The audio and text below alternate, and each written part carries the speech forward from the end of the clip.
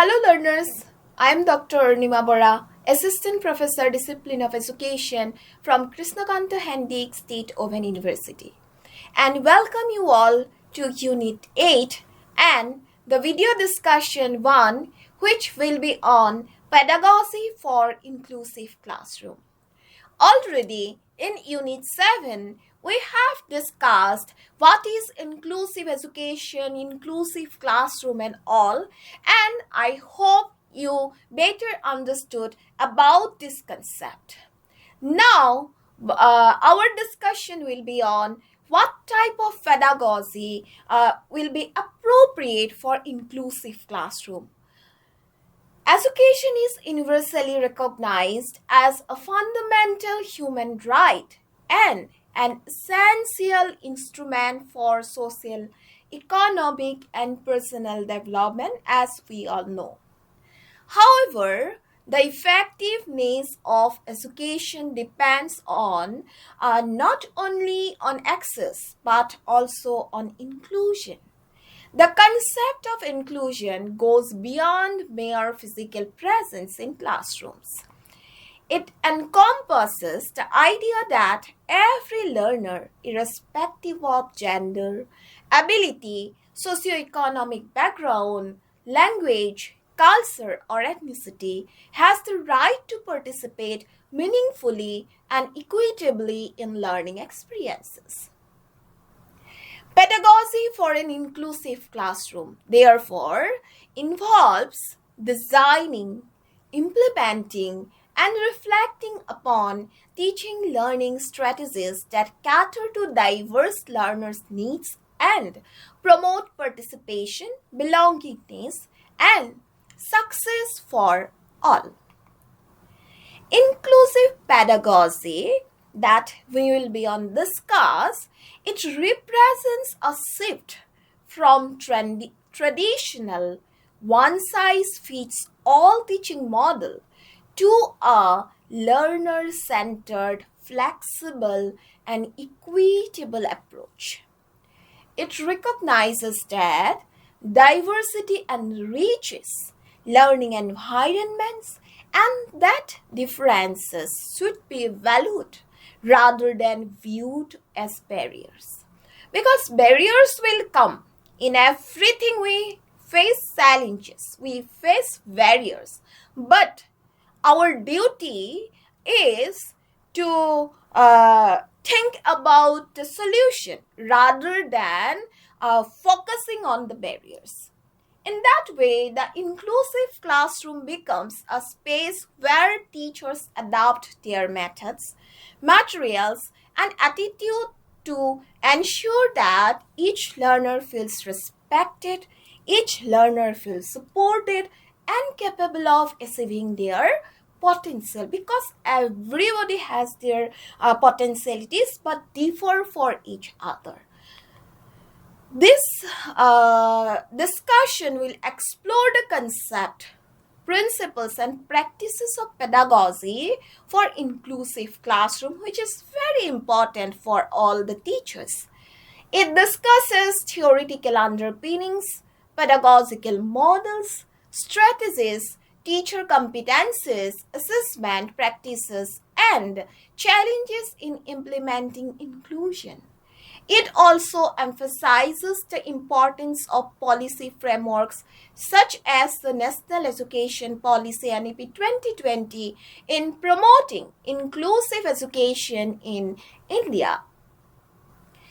Though I have already discussed what is inclusive education, but to start about the pedagogical matter, I am again repeating the concept of inclusive education very brief here for all of you to remind you what is inclusive education that we have discussed.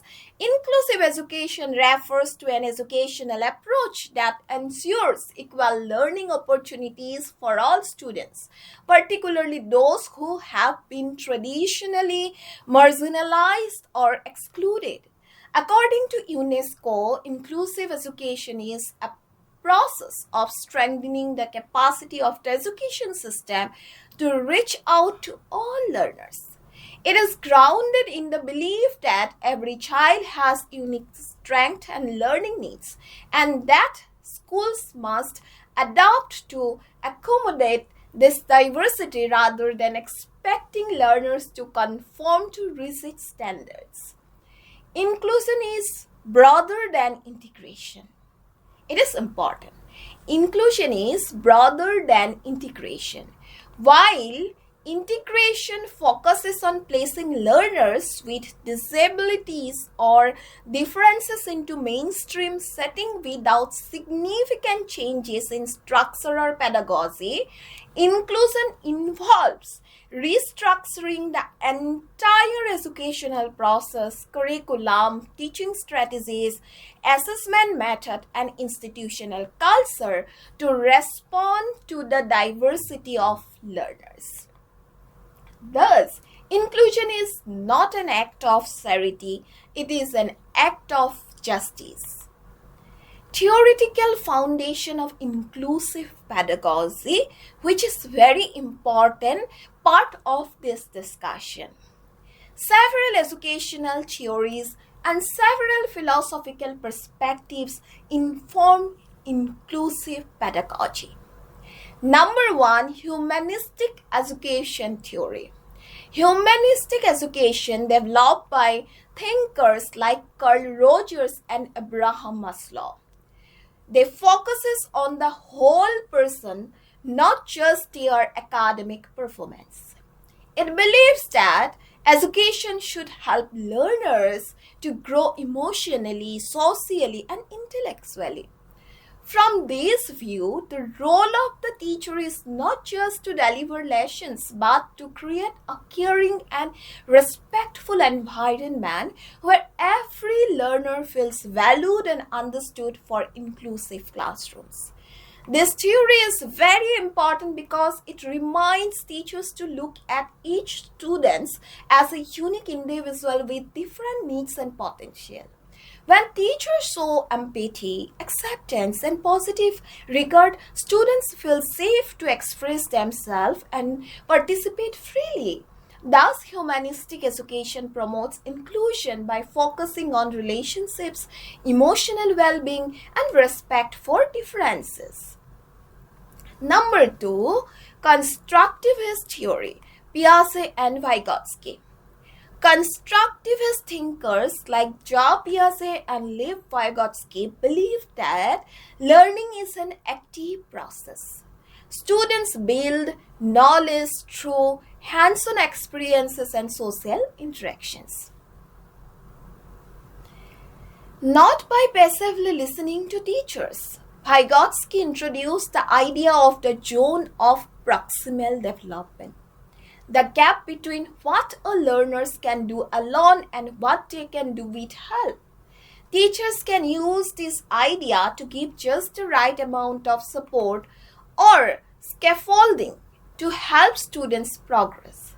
In an inclusive classroom, this means teachers adjust their teaching to match each learner's current level of understanding. Group work and peer learning also become powerful tools because students learn by helping each other. Constructivism thus support inclusion by emphasizing active learning, collaboration, and individualized support rather than a one-size-fits-all approach. Number three, multiple intelligence theory.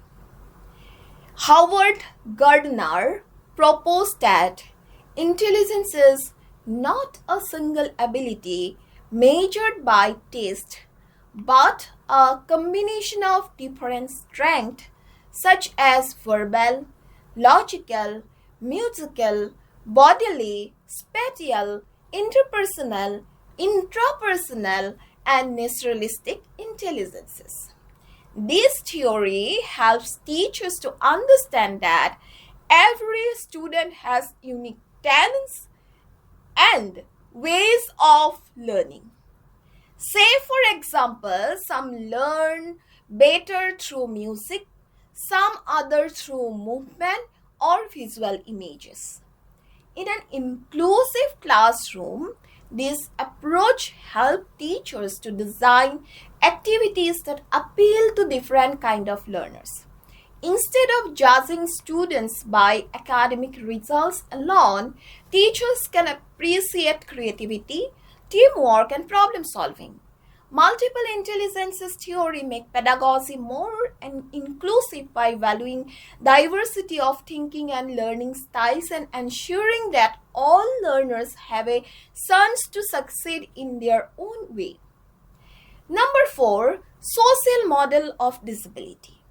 The social model of disability challenges the old belief that disability is a personal problem or medical issues. Instead, it argues that people are disabled mainly by barriers in society such as inaccessible building, rigid teaching method, or negative attitudes. According to this model, the focus should be on changing the environment, not on fixing the individual.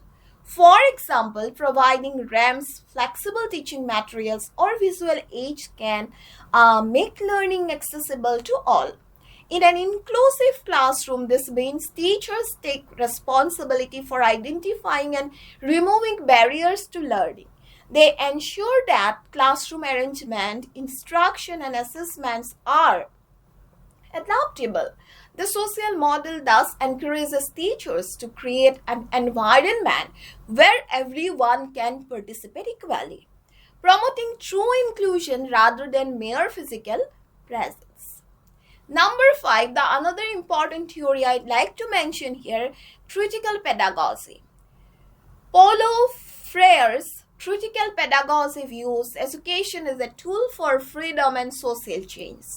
He argued that traditional teaching often treats students as passive receivers of knowledge, while real education should involve dialogue, reflection, and action. In an inclusive classroom, this means teachers encourage students to question, share experiences, and connect learning with real-life issues.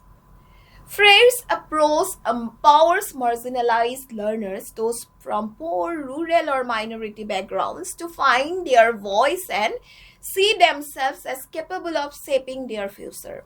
Critical pedagogy helps teachers to build classrooms that are democratic, participatory, as well as socially aware.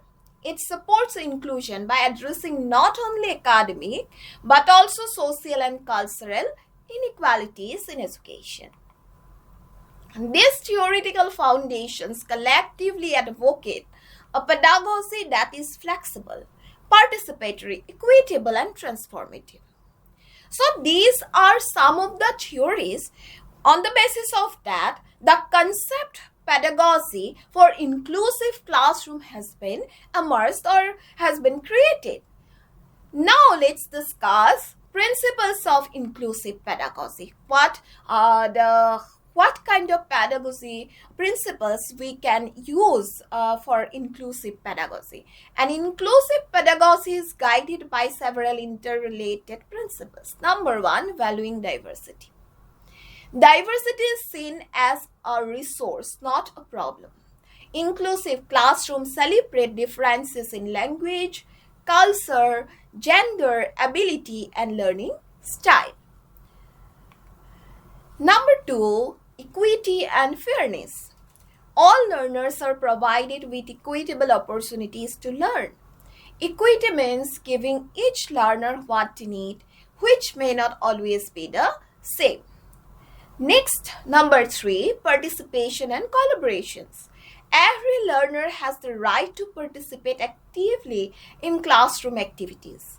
Peer support, cooperative learning, and collaborative projects enhance inclusion. Then number 4, flexibility in curriculum and pedagogy. Curriculum and teaching methods must be adaptable to accommodate different learning needs. Differentiation and universal design for learning, which is in short we can say UDL, are central to this principle. Number 5, respect for learner identity.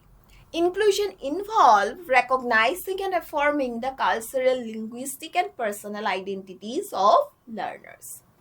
Next, high expectations for all. It is very important principles because teachers should maintain high yet realistic expectations. Provide appropriate support to help each learner succeed. The next one, continuous reflection. Inclusive pedagogy requires teachers to reflect on their practices, biases, and classroom interactions continually. So, these are some of the principles in forming the pedagogy for inclusive classroom. Now, some important points we should discuss: the approaches to inclusive pedagogy. Differentiated instruction, it should be the approaches. Differentiation involves tailoring teaching methods, materials, and assessments to accommodate students' varying readiness levels, interest, and learning profiles. Teachers can differentiate content, what learners study, the material, reading materials or task.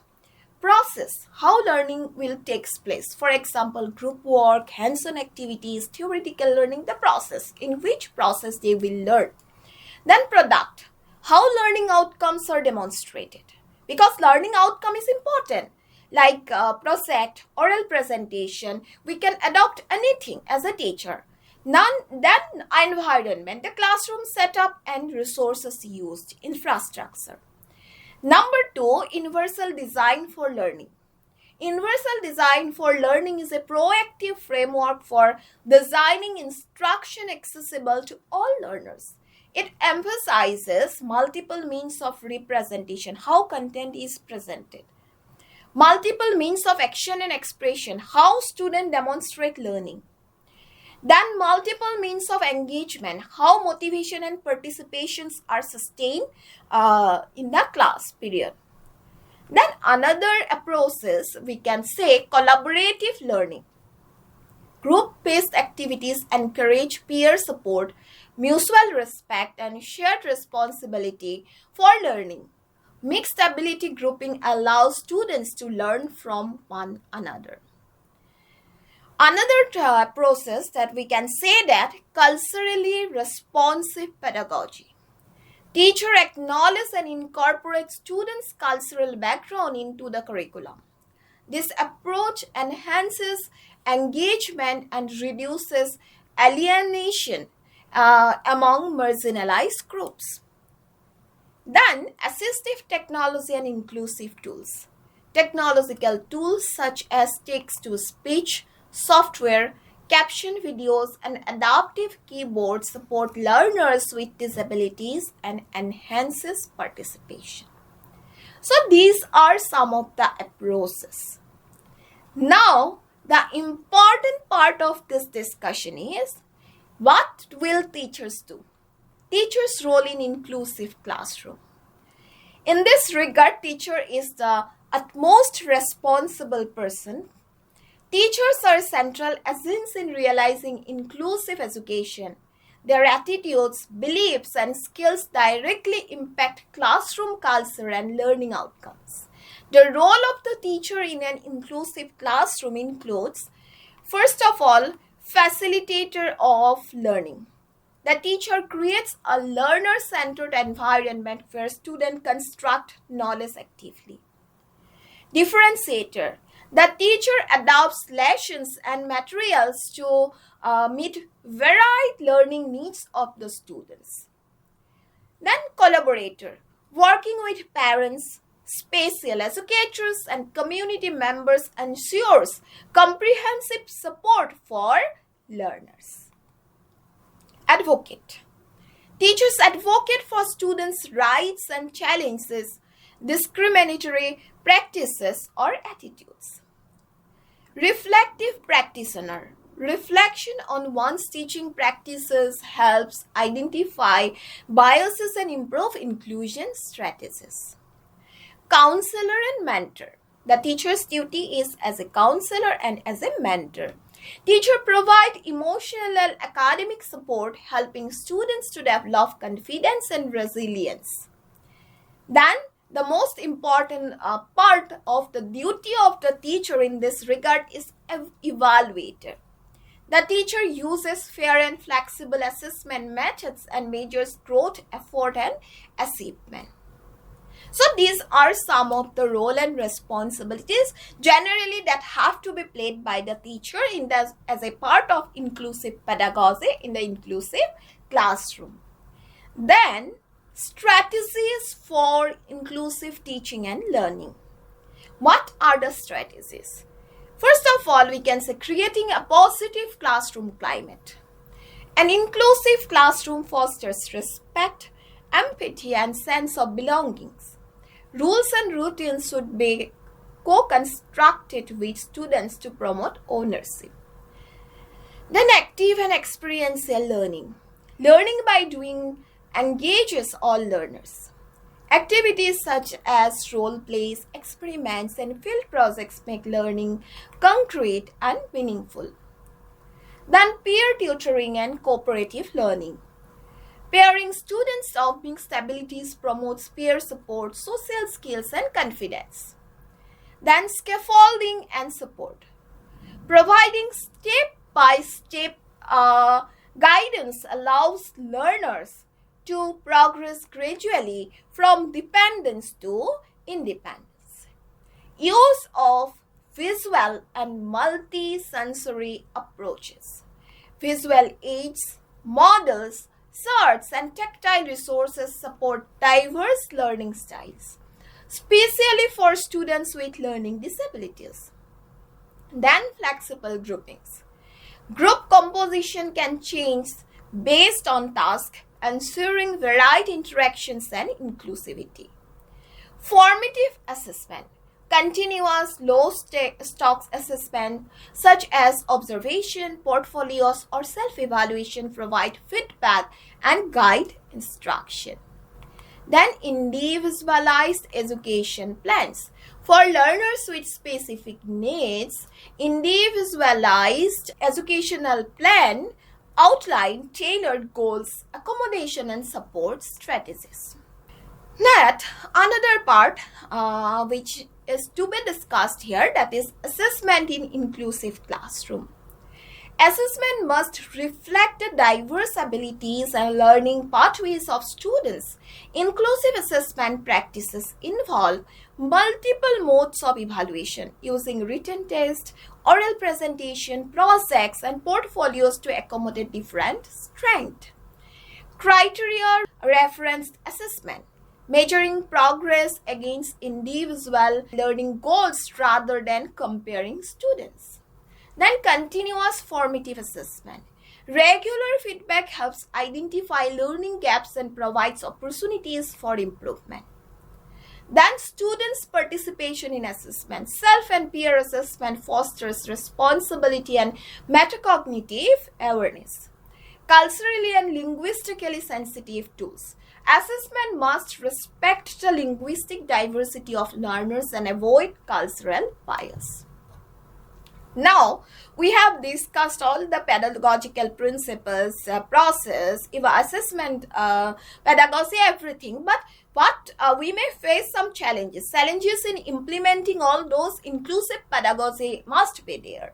So, what are the challenges? Despite the progressive ideals of inclusion, several challenges persist.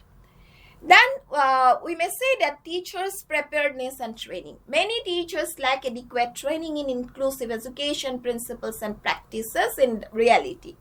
Then resource constraints. Limited access to assistive technologies, specialized materials, and support personnel hinders implementation. Large class sizes, overcrowded classroom make individualized attentions very difficult for teachers. Rigid curriculum and examination system. Standardized assessment and inflexible curricula restrict teachers' ability to differentiate. Negative attitude and stereotypes.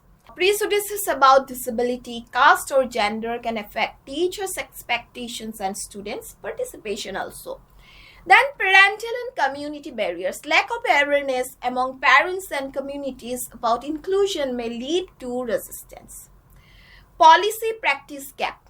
While policies like NEP 2020 advocate inclusion, translating them into classroom notice remains a challenge. So, what are the policy and institutional support? The success of inclusive pedagogy depends on strong institutional and policy frameworks. In India, several initiatives promote inclusion.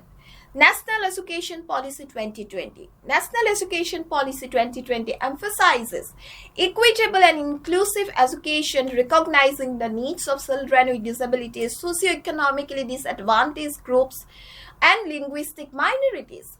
It advocates flexible curricula, teachers training, and resource centers for inclusion. Right of Person with Disabilities Act 2016. This act mandates inclusive education and reasonable accommodation in educational institutions. Sarva Shiksha Abhiyan and Samagra Shiksha. These schemes focus on universalizing elementary education and integrating children with special needs through support services. Teacher education reforms. The NCT and NCERT frameworks emphasize pre-service and in-service training in inclusive pedagogy. Towards a culture of inclusion. Creating inclusive classroom is not merely a technical task but moral and cultural transformation. Schools must become communities of care and respect where inclusion is embedded in values, relationships, and practices. Building such a culture requires collaborative leadership that promotes inclusion as a shared responsibility. Continuous professional development for teachers. Partnership with parents and communities to ensure continuity of support, reflection and research to identify effective practices and address barriers. So, in conclusion, we can say that pedagogy for inclusive classroom represents a paradigm shift in education from uniformity to diversity, from segregation to participation, and from instruction to co-construction of knowledge. It is rooted in the belief that every learner matters and that diversity strengthens learning. Inclusive pedagogy requires teachers to adopt flexible, reflective, and empathetic approaches that addresses learners' varied needs and foster belonging. However, inclusive education cannot be achieved by teachers alone. It demands systematic change involving policies, resources, teacher education, and social attitudes. As envisioned by NEP 2020 and global frameworks such as UNESCO's Sustainable Development Goal for inclusive education is both a means and an essential pathways forward building an equitable, humane, and just society. Thank you.